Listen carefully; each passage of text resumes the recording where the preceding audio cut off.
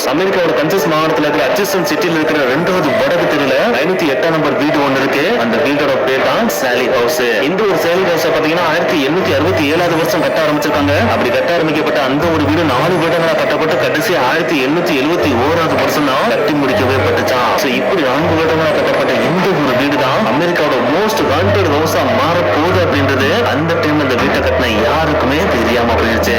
இந்த ஒரு வீடு பார்த்தீங்கன்னா 1990 காலகட்டம் வரைக்கும் ஒரு காமனான ஹவுஸா தான் இருந்துட்டு இருந்திருக்கு. ஆனா ஒன்ஸ் 1990 காலகட்டம் முடிந்து அதுக்கு அடுத்த வருடங்கள் ஆரம்பிக்குது பாத்தீங்களா, அந்த காலகட்டத்துல இருந்து இந்த வீட்டுல ஏதோ சம்திங் அமோனசியமான விஷயங்கள் நடக்க ஆரம்பிச்சு இது கம்ப்ளீட்டா ஒரு ஹாண்டட் ஹவுஸ், அதாவது ஒரு பேய் வீடாவே மாற ஆரம்பிச்சுச்சான். அதனோட 1760 காலகட்டத்தில் கட்டப்பட்ட இந்த ஒரு வீடு கிட்டத்தட்ட 100 வருடங்கள் கழித்து 1990 அப்புறம் திடீர்னு ஹாண்டட் ஹவுஸா மாறிச்சு. அப்படி இந்த வீட்டுக்குள்ள என்னதான் நடந்துச்சு அப்படின்னு சொல்லிட்டு பேரநார்மல் ஆக்டிவிட்டிஸ்ட் வந்து இந்த வீட்டை ஆராய்ச்சி பண்றப்பதான் ஆல்ரெடி இந்த வீட்டுல இருந்த 3 ஓனர்ஸ் பாத்தீங்கன்னா இந்த வீட்டுக்குள்ளேயே இறந்து போயிருக்காங்க அப்படின்றத கண்டுபிடிக்கிறாங்க. அதுல ஃபர்ஸ்ட் பாத்தீங்கன்னா மைக்கேல் பின்னி அப்படின்ற ஒரு 1872 வருஷம் இறந்து போயிருக்காரு. அதுக்கடுத்து வில்லியம் ட்ரூ அப்படின்ற ஒரு 1916 வருஷம் இந்த வீட்டுக்குள்ளேயே இறந்து போயிருக்காரு. அதுக்கடுத்து ஆக்னஸ் ட்ரூ அப்படின்ற ஒரு 1939 வருஷம் இதே வீட்டுக்குள்ள மர்மமான முறையில இறந்து போயிருக்காரு.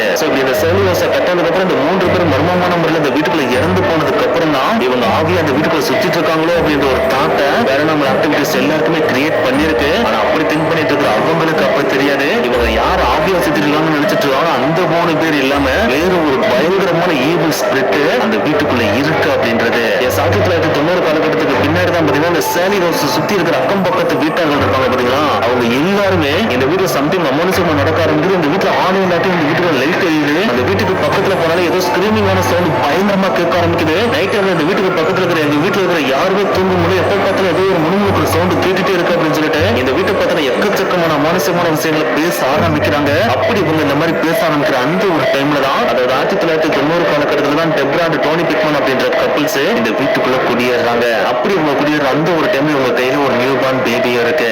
அந்த ஒரு நியூ பார்ன் பேபி தான் நியூ ஹவுஸ்குள்ள என்ட்ரு ஆகணும் அப்படின்னு சொல்லிட்டு அவங்க இந்த சாலி ஹவுஸ்குள்ள என்ட்ரு ஆகுறாங்க.